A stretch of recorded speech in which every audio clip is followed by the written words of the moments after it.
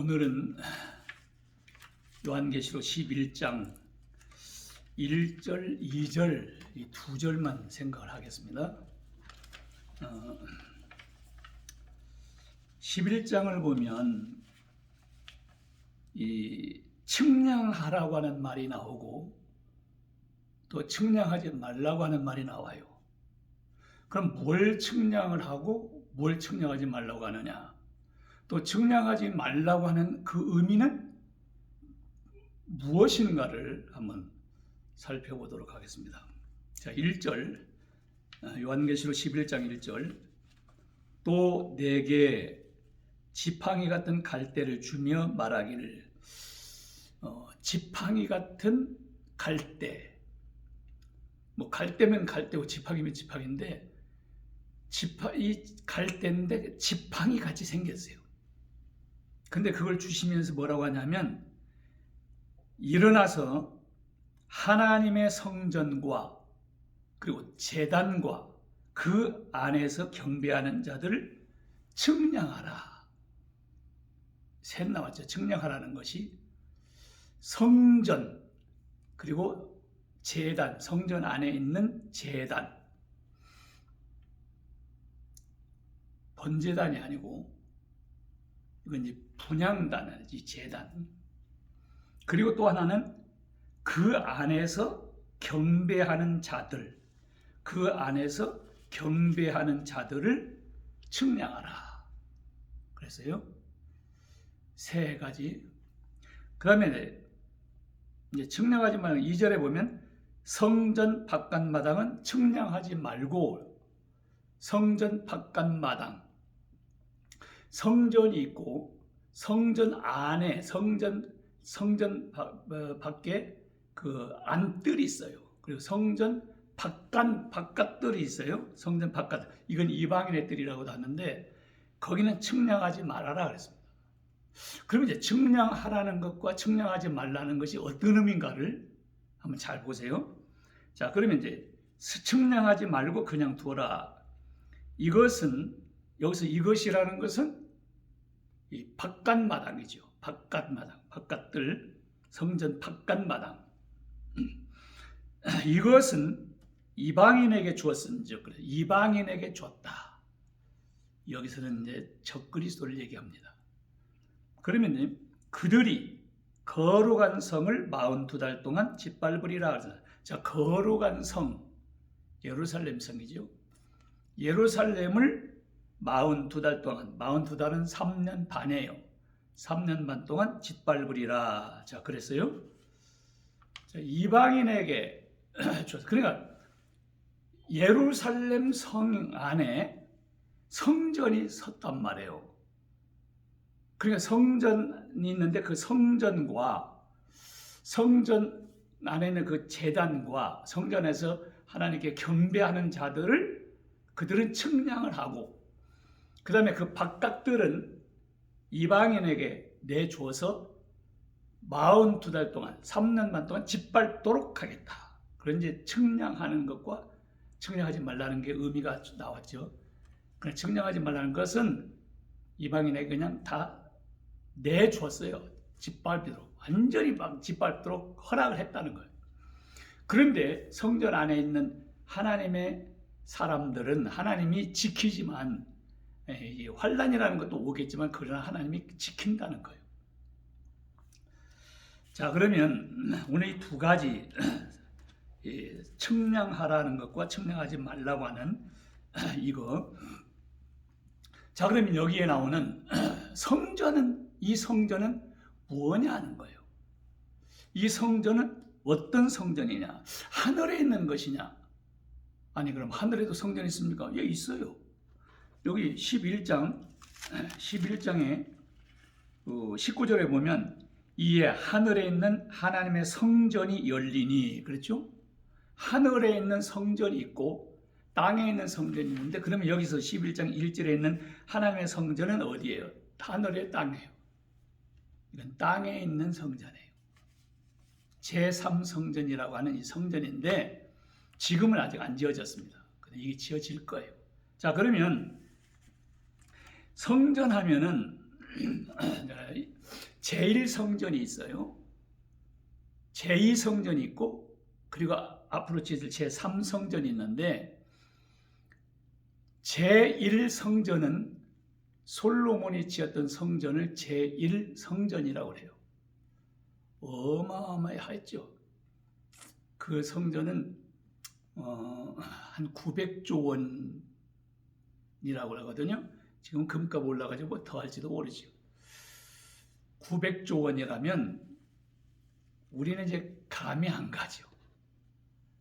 900조, 벌써 조, 경 이렇게 하면 이제 뻥해가지고 이게 전혀 의식이 없어요.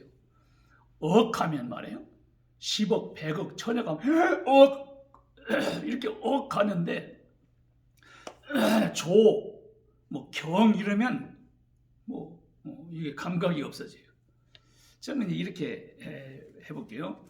900조 원이면 우리나라의 그 성전을 이제 성전이 아닌 교회를 4만 5천 개 교회를 하나에 200억씩 들여가지고 지어주면 그게 900조 원이에요. 놀라지도 않아요. 4만 5천 개를 200억씩 들여가지고 다 지어주면 그게 900조. 솔로몬의 성전이 그랬단 말이에요. 그리고 제2성전은 그럼 뭐냐? 수룹바벨이 지은 수룹바벨 성전이에요. 이게 좀 보충 설명을 또 할게요. 그러면 성전이라고 하는 것은 성전을 세운다, 성전이 무너진다. 이게 무슨 의미일까? 성전 뭐 짓고 그다음에 또 때려 부시고 이런 그런 거지. 아니 그게 어떤 영적인 의미가 있냔 말이에요. 어떤 상징이냐 하는 거예요. 자 그러면 하나님이 출애굽기 25장 8절에 보면 하나님의 성막을 지을 때 왜 하나님의 성막, 성소를 지으라고 했느냐? 거기에 출애굽기 25장 8절에 보면 그래. 내가 그들 중에 이스라엘 중에 거할 보세요. 내가 그들 중에 거할 성소를 그들이 나를 위하여 짓되 그랬어요. 왜죠요? 하나님이 그들과 함께 거하기 위해서 거한다. 그래서 성소를 지어라. 그러니까 성소는 하나님이 하나님의 백성들과 함께 거한다는 상징이에요.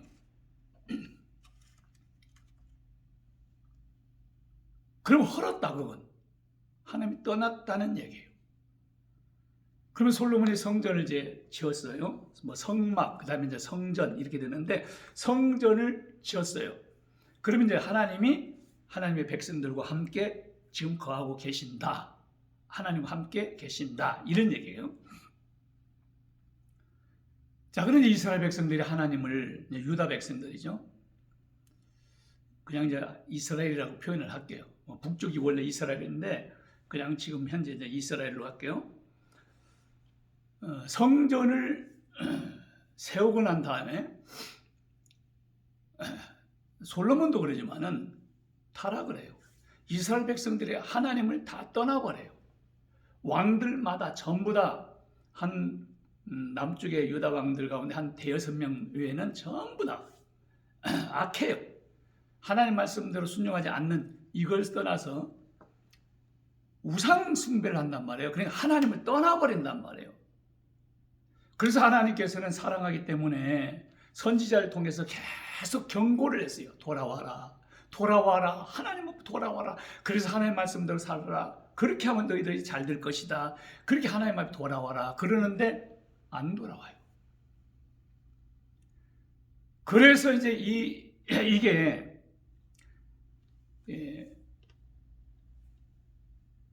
유다 왕 중에서 이제 마지막 세 왕 여호야김, 여호야긴, 시드기야 이 세 왕 때 하나님께서는 이제 이 나라를 세 번에 걸쳐서 침략을 하게 만들어요. 그러니까 하나님께서는 이스라엘 백성들을 사랑해서 이들이 하나님 앞에 돌아오기를 그렇게 요구를 했어요. 그래서 예레미야 25장에 보면 하나님이 예레미야 선지자 한 사람을 통해서도 23년간을 외쳤어요. 23년간 그 외에 많은 선지자를 통해서 돌아와라. 하나님 앞으로 돌아와라. 근데 안 돌아와요. 그래서 하나님이 뭐라고 하느냐? 내가 이 백성을 70년 동안 바벨론에 종살이 시키겠다. 그래서 70년 동안 죄값을 치르겠다는 거예요.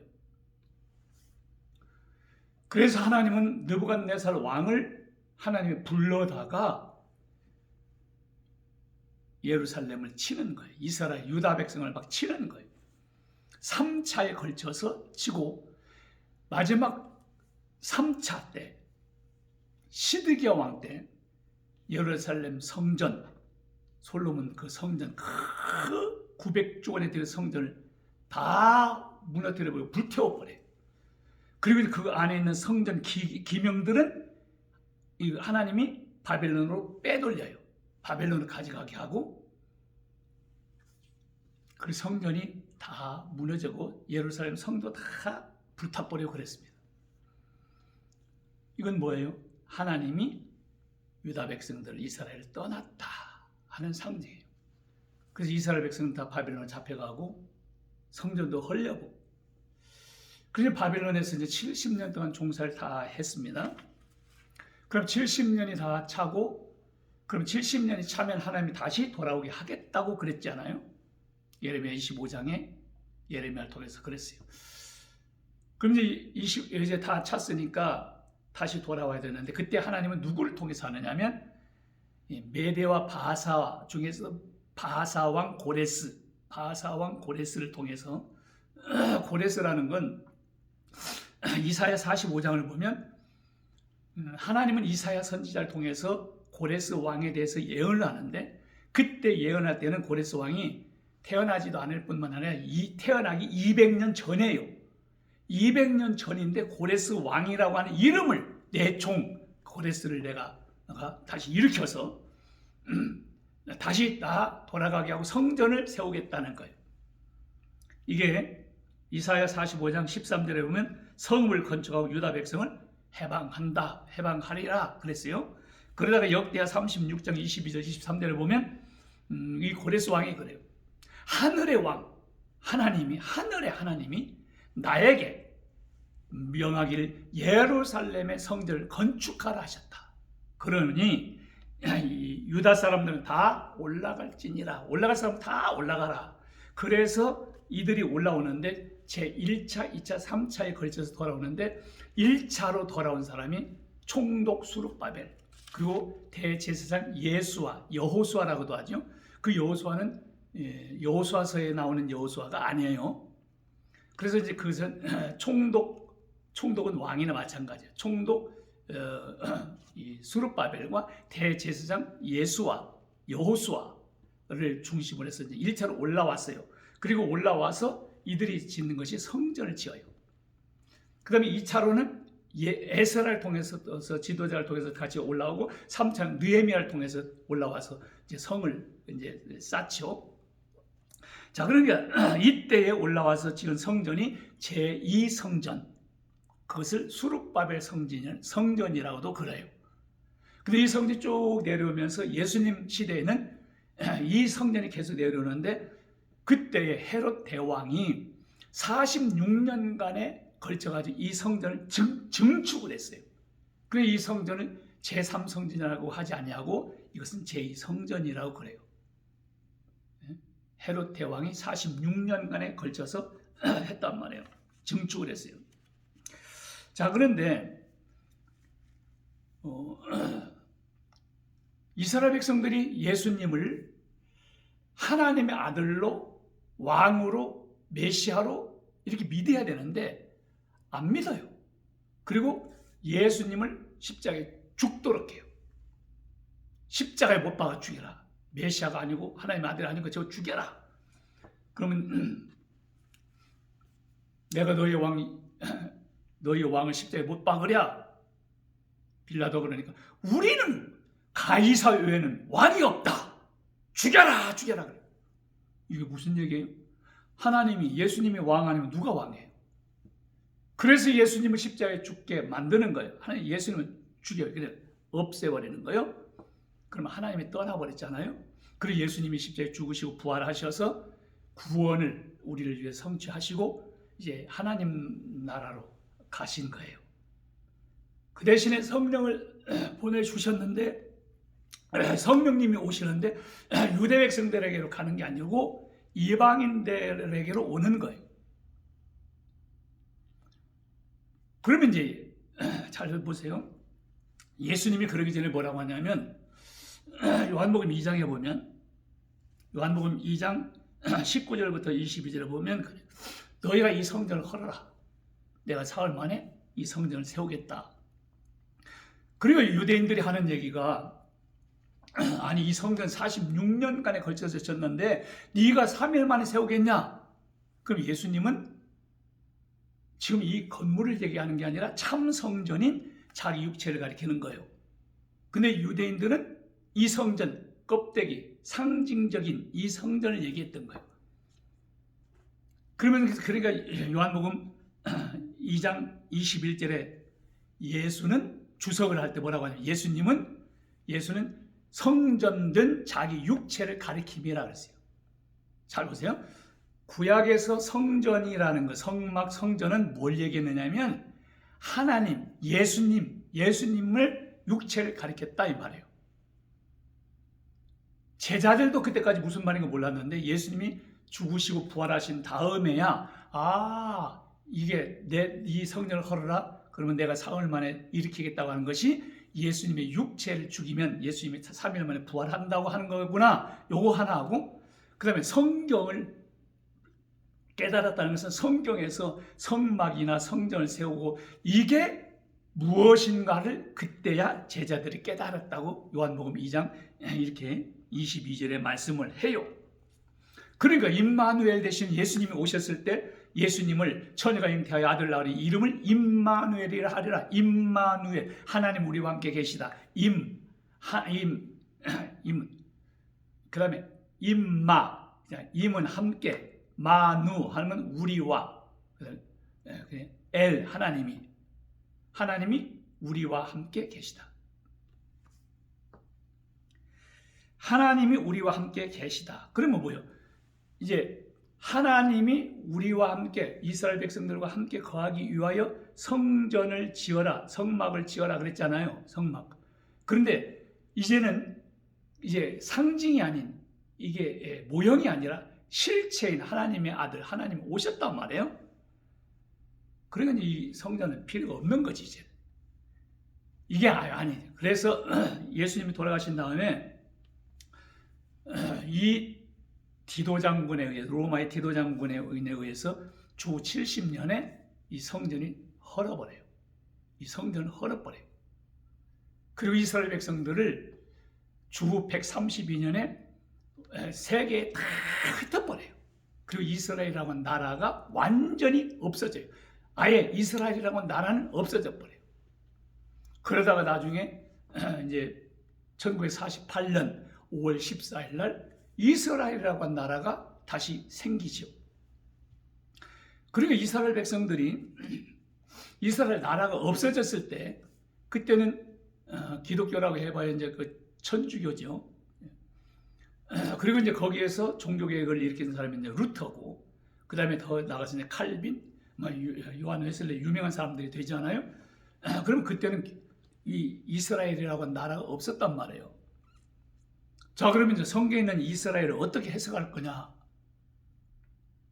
그래서 상징으로 구원받은 사람을 이스라엘이라고 한다고 상징으로 풀어버렸어요.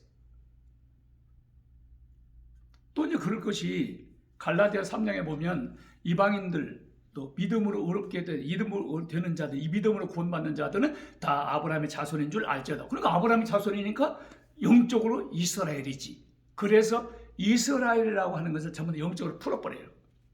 그리고 요한계시록 7장에 있는 14만 4천도 이스라엘 가운데 각 지파 중에서 12지파에서 12,000명씩 뽑았다. 그러면 이스라엘 12지파 이것도 영적으로 그래서 해서 영적으로 풀어버리는 거예요.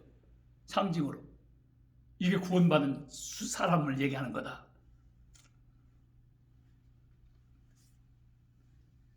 이제 이스라엘이 1948년에 5월 14일 날 이것이 회복이 됐는데 이제 다시 이걸 하자니 앞에 위대하신 그 선배 그분들이 그렇게 영적으로 해석을 해왔으니까 이걸 뒤집기가 그러니까 지금도 다 영적으로 해석을 해버려요.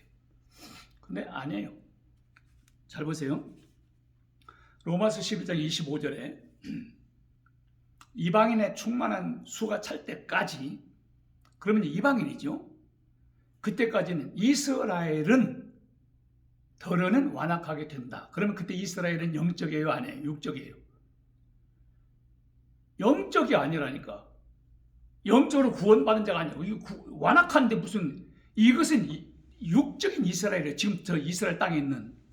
그리하여 이스라엘, 온 이스라엘이 구원을 받으리라. 그때는 영적인 것이 아니라 유대인들이라니까.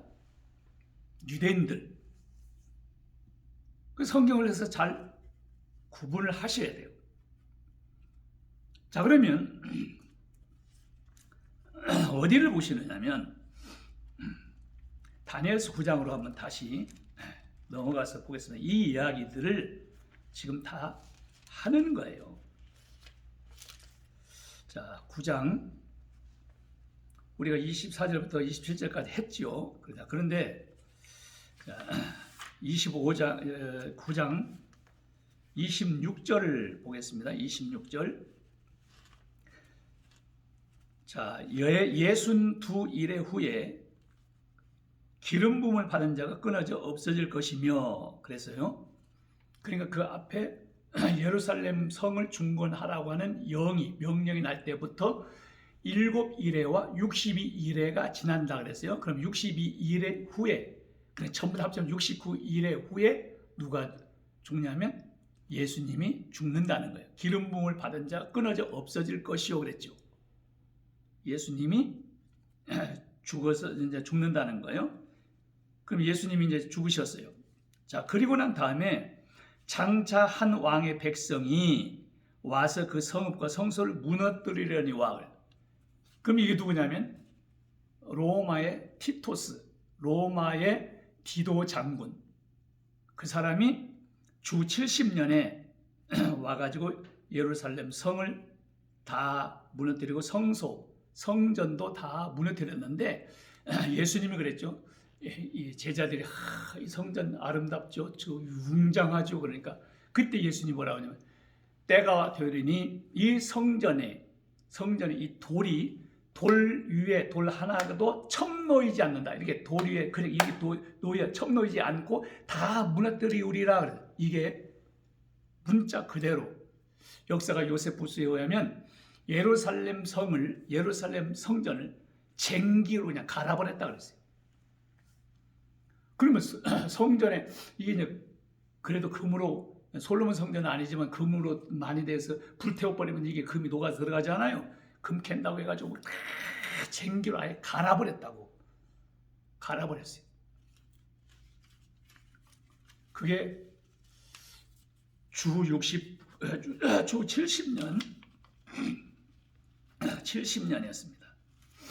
자, 그러면 그것이 이제 이루어졌어요. 그 성읍과 성소를 무너뜨리려니와 그의 마지막은 홍수에 휩쓸림 받을 것이며 또 끝까지 전쟁이 있으리니 황폐할 것이 작정되었느니라. 자, 그랬습니다. 자, 그리고 27절에 그가 이제 이게 잘못하면 이제 그냥 보면 그가 하면 장차 한 왕의 백성 디도 장군을 얘기하는 것 같잖아요.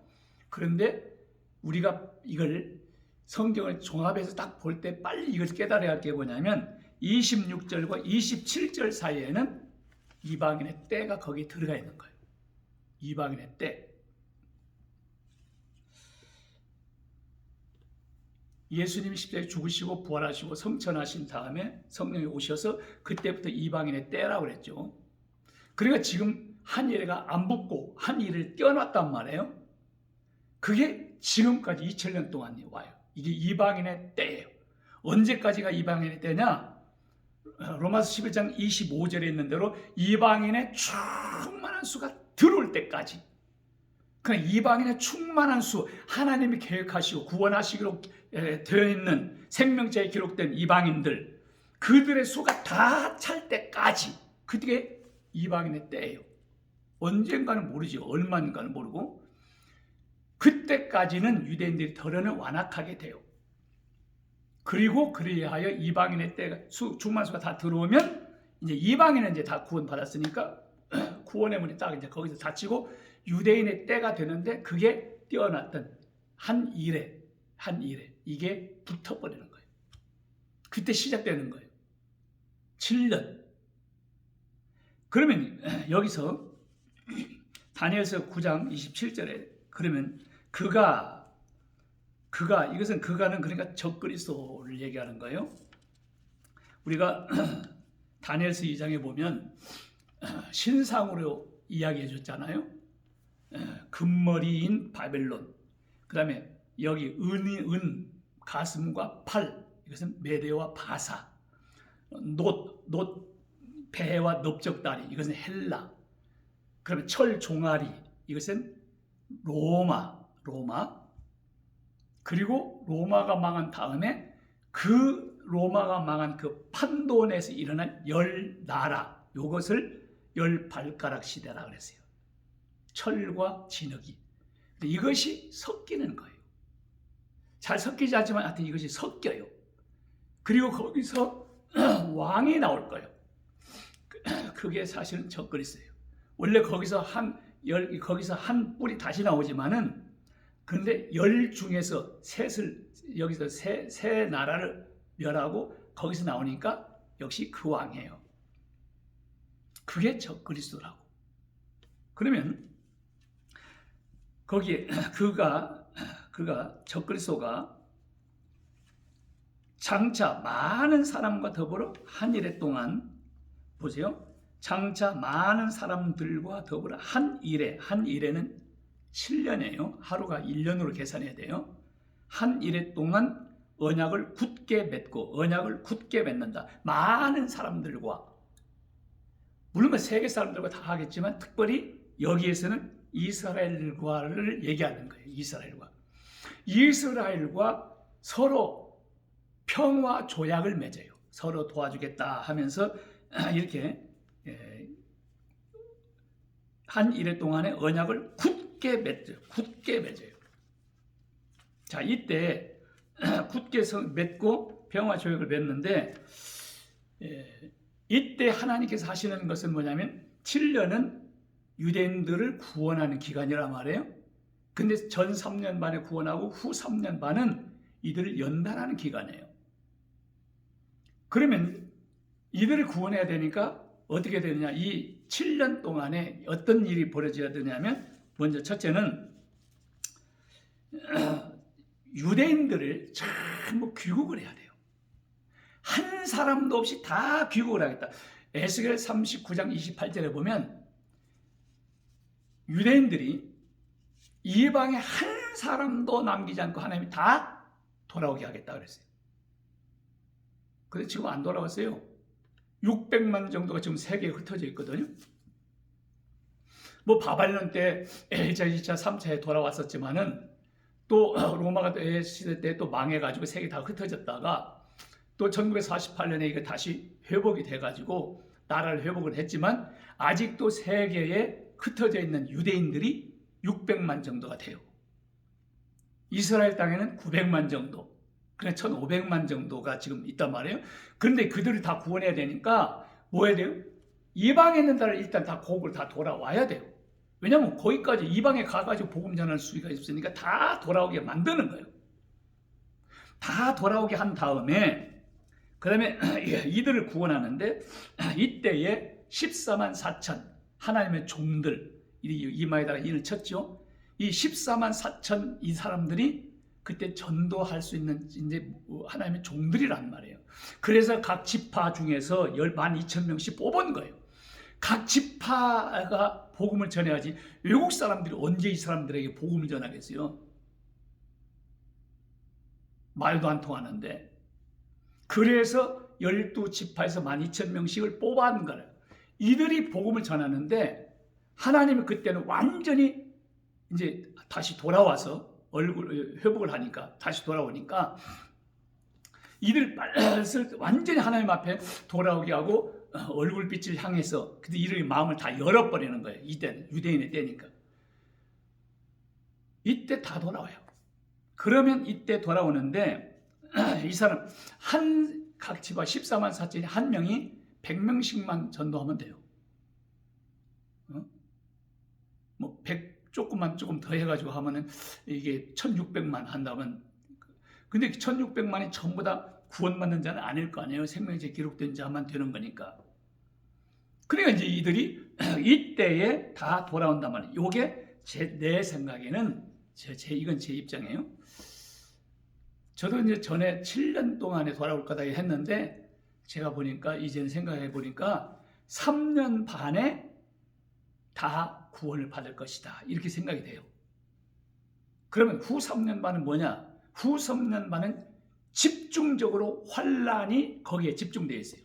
한 때와 두 때와 반 때, 42달, 그 다음에 1260일 동안 이때는 사탄이 완전히 내어져서 성도들 권세가 다 깨질 때까지 그리고 완전히 이때는 뭐하는 환란이라는 것이 뭐예요? 연단하는 거예요. 연단해서 이들을 하나님의 백성, 연단을 해서 이들을 전부 다 거룩과 흠이 없이 되게 만드는 십강도로 다루는 거예요. 이때에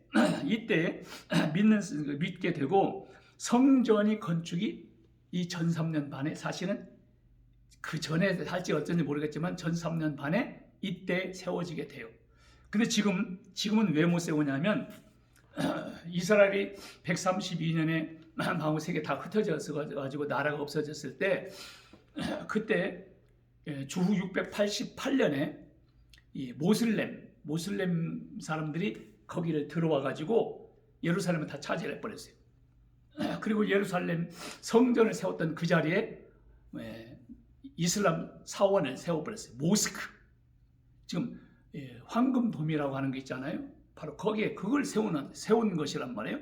지금까지 있어요. 서쪽만 통곡의 벽이라고 해가지고 하고 들어가는데, 이제 거기다가 성전 세우는 것이 이들에게는 원이란 말이에요. 그리고 이미 하나님이 돌아왔잖아요. 그럼 돌아왔으니까 성전을 세우는 거예요. 그게 요한계시록 11장에 있는 성전이에요. 제3성전. 그러면 이들이 지금은 거기서 헐고 싸우려고 하면 이 아랍 계통, 유럽에 있는 그 사람들 한 2억이 있으니까 이스라엘과 전쟁을 해야 돼요. 3차 전쟁이 일어날 가능성이 있단 말이에요. 그러니까 이게 함부로 못해요. 그런데 이제 적그리스도의 나라, 이 10나라가 합쳐지니까 이들이 이스라엘과 조약을 맺으면서 거기를 이제 이스라엘 백성들, 유대 백성들, 이스라엘 백성들에게 이제 그걸 준단 말이에요. 그리고 예루살렘 성을 빼앗겼다가 1969년 6.1 전쟁 때 이스라엘이 완전히 회복을 했단 말이에요. 그리고 이제 트럼프 대통령이 예루살렘을 이스라엘의 수도로 정해버렸잖아요. 근데 아직도 회교도 개들이 있기 때문에, 모슬렘이 있기 때문에 이건 안 되는데 이때에 그걸 합쳐가지고 여기서 할 거란 말이에요. 제3성전을 세울 거라고. 이미 성전 세우는데 기구들은 전부 다 만들어져 있다고 그래요. 그냥 성전만 세우면 그냥 갖다 놓으면 되는. 그래서 이들을 할 때에 아까 요한계시록에 나왔던 말씀, 하나님의 성전과 제단과 그 안에서 경배하는 자들은 청량해라. 그리고 나머지 거룩한 성은, 성전 바깥마당은 청량하지 말고 내둬라. 이건 이방인에게 주어서 42달 동안 짓밟으리라 그랬잖아요. 자, 그러면 이렇게 해서 성전은 건축을 하게 되는데 3년 반 동안에 이제 성전을 건축을 해서 예배도 드리고 이제 그렇게 한단 말이에요. 그런데 다니엘서를 다시 한번 보세요. 이게 후 3년 반에 가면 이게 핵가닥해 버려요. 예? 뭐가 되면 27절 다시 한번 보세요. 27절. 그가 장차 많은 사람과 더불어 한 일해 동안에 언약을 굳게 맺고, 여기까지는 해요. 그래가지고 성전도 짓고 예배 드리게 하고 하는데, 그가 그 일해의 절반이 뭐예요? 3년 반이죠? 절반에 제사와 예물을 금지할 것이며, 이젠 예배고 다 중지시켜버려요. 그리고 또 포악하여 가증한 것이 날개를 의지하여 설 것이며 포악하여. 왜 이렇게 이제 갑자기 포악해지냐면 요한계시록 13장 4절부터 7절까지를 딱 보면 이게 용이 짐승에게 모든 권세를 다 줘요. 자, 요한계시록 13장을 볼게요. 4절에 용이, 이건 사탄이에요. 짐승에게, 적그리스도예요. 권세를 주므로 용에게 경배하며, 짐승에게 경배하여 이르되 누가 이 짐승과 같으냐, 누가 이 적그리스도와 같으냐, 누가 등이 이와 더불어 싸우리요 하더라. 또 짐승이 과장되고 신성모독하는 입을 받고, 그러니까 하나님을 막 모독하는, 그러니까 적그리스도예요. 모독하는 말을 받고, 그 다음에 또 42달 동안, 후 3년 반이죠. 42달 동안 일할 권세를 받으니라.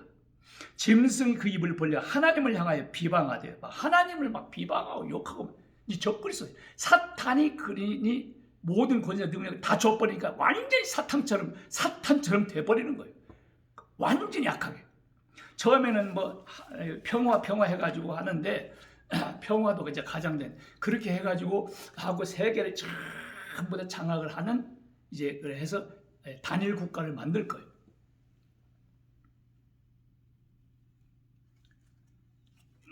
그렇게 해서 날개를 의지하여 설 것이다. 이게 데살로니가 후서 2장 3절 4절 보면 적그리스도가 장차 성전에 앉아서 지가 하나님이 뛰어나서 하나님 위에 올라와가지고 지가 하나님이라고 그런다는 거예요. 예수님도 이걸 했어요. 마태복음 24장 15절을 보면 예수님이 멸망에 가증한 것이 거룩한 곳에 선 것을 보거든 깨달을진저. 예루살렘에 있는 유대아 백성들은 다 상 도망가라 막 이러죠. 요때요, 이때. 그리고 요한계시록 13장 14절 15절에 보면 이제 13장에 완전히 적그리스도가 때가 최고하는 것을 집중적으로 써놓은 것이 13장인데, 이게 죽는 것 같다가 이제 저격을 받는지 하여튼 이게 죽다가 살아나요. 그러니까 거짓 선지자가 이 사람을, 이 적그리스도를 위해서 우상을 만들어요. 아마 이 우상은 세계에 다 만들어 버릴 거예요. 그리고 이 우상에게 경배하지 않는 자는 모두 다 죽이는 거예요. 그래서 성경은 성도의 인내가 여기 있다, 끝까지 참고 견디어야 된다 하는 말을 해요. 그러니까 환난을 통과하는 이방인이나 그 다음에 환난을 통과하는 유대인들이나 일단은 거기서 견디는데 생명책에 기록된 자들은 절대 경배를 하지 않고 666을 안 받아요. 그런데 생명책에 기록되지 아니한 자는 다 경배하고 그 다음에 666 표를 받아요. 그러니까 하나님이 하나님의 백성들은 그냥 지켜서 이기게 하는 거예요. 끝까지 견디게 만드는 거예요. 그런데 이 날개를 의지해 설 것이며, 그 다음에 정한 종말까지 진노가 정한 종말이 언제예요? 7년이잖아요. 그러니까 후 3년 반, 그때까지 진노가 황폐케 하는 자에게 쏟아지려. 적그리스도와 하게 이 진노가 쏟아지는. 그래서 이때 인재앙, 나팔재앙, 그 다음에 대접 심판, 요 모든 것이 다 그때 쏟아질 거예요. 집중적으로 쏟아져. 핵폭탄 모든 게 다 그때 터질 거예요. 놀라운, 그러니까 10강도로 다뤄버리는 거예요. 그리고 우리가 평안할 때 예수를 믿고 하나님께서 어려움을 줄 때 빨리빨리 깨달아서 우리의 모든 회개를 하고 하나님 앞에 바로 서는 것이 굉장히 중요해요. 거룩하고 흠이 없이 되어지는 것이, 그러면 휴거가 되는 거예요. 자, 그러면 보세요.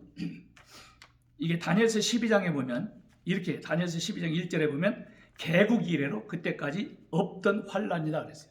이스라엘 백성들이 생기고 이 나라가 생기고부터 그 다음에 그때까지 없던 환란, 대환란이에요. 이스라엘 백성들이 환란이 많이 겪었잖아요.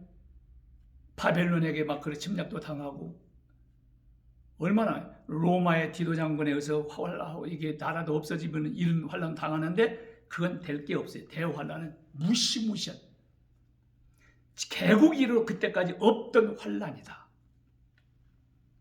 그러면 이제 다니엘서 12장 6절에 보면 도대체 이 놀라운 일이 이 환란이 언제까지 언제 가야 끝이 됩니까?